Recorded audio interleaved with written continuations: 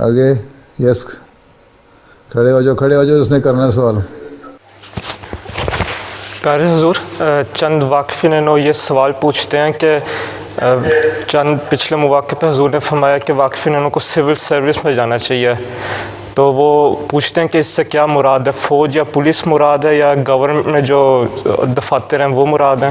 بات یہ ہے کہ جس کو یہی نہیں پتہ کہ سول سروس کیا ہے اس نے جانا کہاں ہے. یہ تو تم لوگوں کو گائیڈ کرنا چاہیے نا. وقف 9 کے جو دفتر میں بیٹھے ہیں، انچارج بنے بیٹھے ہو تم لوگ، مولانا صاحب، آپ لوگوں کو بتانا چاہیے کہ سول سروس سے مراد ہی پبلک سروس ہے. پبلک سروس میں لوکل کونسل آفس سے لے کے up to the prime minister secretariat تک جتنے آفیسز ہیں یہ ساری پبلک سروس میں آتے ہیں. ٹھیک ہے.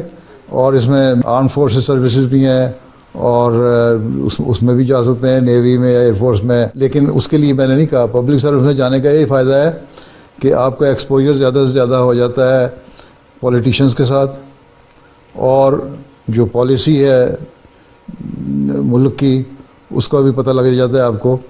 تو اس لحاظ سے پھر آپ جماعت کے بھی کام آ سکتے ہیں اور احمدیوں کے بھی کام آ سکتے ہیں.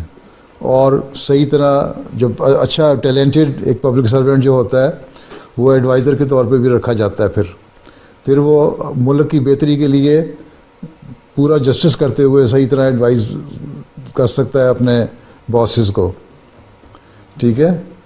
اور صحیح طرح آنیسٹلی کام کر سکتا ہے، پبلک میں جسٹس کر سکتا ہے جہاں جہاں دیکھے نقص ہے. اس لیے میں نے کہا تھا public service council level to prime minister house level, secretariat level, ہر جگہ جہاں جہاں جس کا جتنا پوٹینشیل، جتنا ٹیلنٹ ہے اس کے حساب سے اس کو سروس مل جائے گی.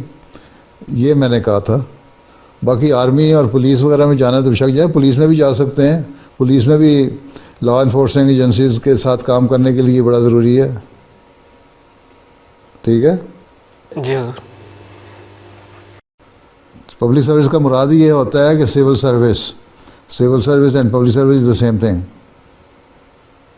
ٹھیک ہے. ٹھیک.